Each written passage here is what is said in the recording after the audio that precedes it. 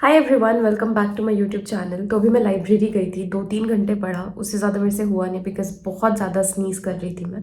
और मैं नहीं चाहती कि मेरे साथ साथ मेरे केबिन वाले भी बीमार हो जाए। और मैं इतना स्नीज कर रही थी कि आराम से स्प्रेड होता ही होता। मुझे भी एक्चुअली सर्दी वैसे ही हुआ है। खैर वो अलग चीज़ है। तो अभी मैं घर पे आ गई हूँ और मैं PYQ करूँगी। और अभी मैंने सिट्राजिन खाया है, रात में भी सिट्राजिन खाई थी। 11th 12th में पढ़े थे ना, जैसे फ्रिक्शनल फोर्स होता है, नेसेसरी एविल वैसे ही सिट्राजिन है। खा के इतना ज़्यादा नींद आता है, इतना नींद आता है, पर सर्दी भी तुरंत ठीक कर देता है। तो मैंने अभी सिट्राजिन खाया है और अब मैं करूँगी PYQ। और PYQ का एक बुक है, इतना अच्छा बुक है वो, मैं अभी दिखाऊंगी उसको। वो इतना ज़्यादा अच्छा बुक है बिकॉज उसमें सब्जेक्ट्स सब टॉपिक्स के थ्रू डिवाइडेड है। और वो टॉपर का बुक है। आप लोग जानते होंगे, अभी दिखाऊंगी तो आपको पता भी चल जाएगा। तो मैं PYQ में ना बहुत इजी रखती हूँ, ऐसा नहीं रखती हूँ हर दिन का टारगेट कितना करना ही करना है। मैं अपने आप को लेवरेज देती हूँ PYQ में।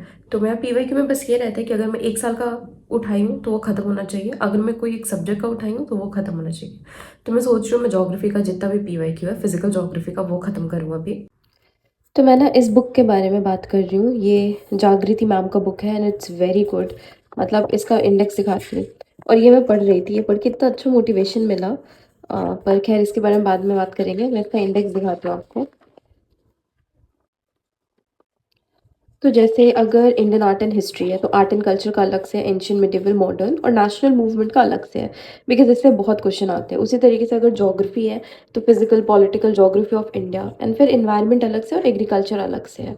इसका सबसे अच्छा मुझे जो ये लगा ना कि इसमें CSAT भी इन लोगों ने दे रखा है और वो भी सॉल्व पेपर है सारे के सारे, और मेंस के भी सारे प्रीवियस पेपर है पर सॉल्व नहीं है ये। अब जैसे कि जनरल अवेयरनेस है तो इसमें मिसलेनियस टॉपिक्स है, साइंस एंड टेक तो एक हो ही गया।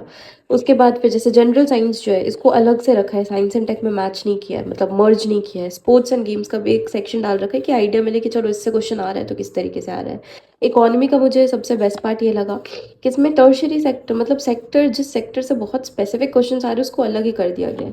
सो आई लाइक दिस बुक काफ़ी ज़्यादा ऐसे PYQ करने के लिए। तो मुझे कंप्लीट करना है फिजिकल जोग्राफी, तो अभी मैं फिजिकल जोग्राफी ही ख़त्म करूँगी इसका। जैसे कि ये फिजिकल ज्योग्राफी है तो इसके आंसर्स लास्ट में है, ठीक है। तो इसमें 2023 मतलब ईयर वाइज दे रखा है इन लोगों ने क्वेश्चन कि एक साल में इतने क्वेश्चन है ऐसे करके। और ऐसे इन लोगों ने कवर किया 1994 तक का। तो एक तरीके से ऐसा हो गया कि आप एक सेट प्रैक्टिस कर रहे हैं, आप वैसा समझ सकते हैं। तो एक बार जब आपने कंप्लीट किया फिर आप एक बार एक्सप्लेनेशन देख सकते हैं। मुझे इसका एक्सप्लेनेशन भी काफ़ी सही लगा। And look at this, I gifted it to my self. कितना प्यारा लग रहा है। और ये ऐसे लाइक वैक्यूम टम्बलर है, सो आई कैन ड्रिंक कॉफी इसमें।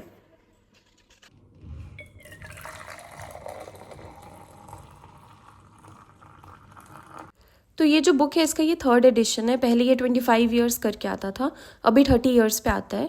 मतलब 30 ईयर्स का इसमें PYQ होते हैं एंड CSAT इंक्लूडेड होता है।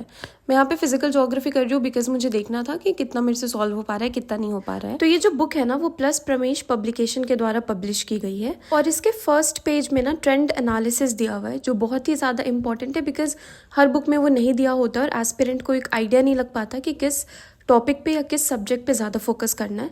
तो मैं वो ट्रेंड एनालिसिस का पार्ट वीडियो के एंड में अटैच कर दूंगी, तो वो भी आप देख सकते हैं। आपको एक आइडिया लग जाएगा किस सब्जेक्ट से कितना क्वेश्चन आ रहा है। ये बुक आपको ईजिली अमेजोन पे भी मिल जाएगा और प्लस इसका बजट भी मुझे काफ़ी सही लगा, तो एक बार आप चेकआउट ज़रूर करिएगा। I just completed geography. मेरी तबीयत इतनी ख़राब हो रही है, मुझे लग रहा है 1-1.5 दिन का तो वो गैप हो जाएगा पढ़ाई में। बट इस बुक के कुछ इंपॉर्टेंट पॉइंट्स और है जो मैं अभी आपको बताऊंगी। एंड मुझे जोग्राफी का फिजिकल जोग्राफी कंप्लीट करने में 3 घंटे लग गए। एंड अगर आपका NCERT पार्ट स्ट्रॉन्ग है ना तो फिजिकल जोग्राफी उतना ज़्यादा टफ नहीं होता है।